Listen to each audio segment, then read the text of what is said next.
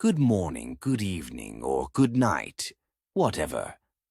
Tonight we enter the cinema, not for masterpieces but for disasters, not for films that shaped culture, but for movies so dreadful they make you question whether humanity deserves cameras at all.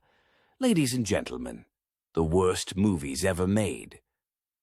One cannot discuss cinematic catastrophe without mentioning Birdemic, shock and terror. A love story, with killer birds animated like clip art from a PowerPoint presentation. Explosions appear, disappear, and reappear at random. Dialogue sounds like it was recorded inside a tin can.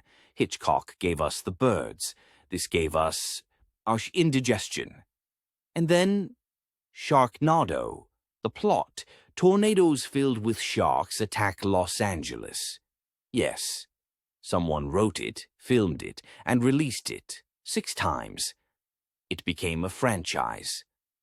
The CGI looks like it was created by interns on their lunch break. The scariest part is not the sharks. It is the fact that millions actually watched the sequels. But disasters are not limited to low budgets.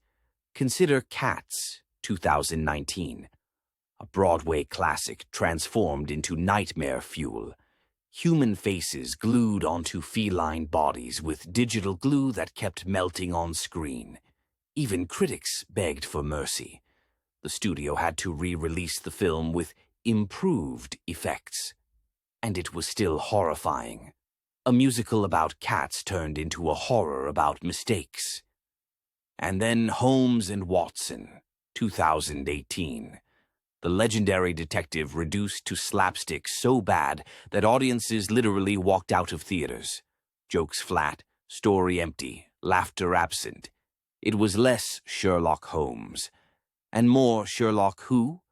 And across the Atlantic came Iron Sky, 2012.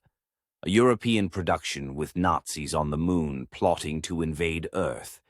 The premise could have been satire. Instead, it was a 2-hour fever dream with spaceships made of recycled cliches. So what do we learn? That money cannot save a film, that low budget cannot excuse stupidity, and that some movies exist not to entertain, but to test our will to live. The writer of Ecclesiastes declared, "There is nothing new under the sun." Hollywood and Europe prove it. There is nothing new, only recycled nonsense, badly edited and poorly rendered in CGI. The theater is closed. For now.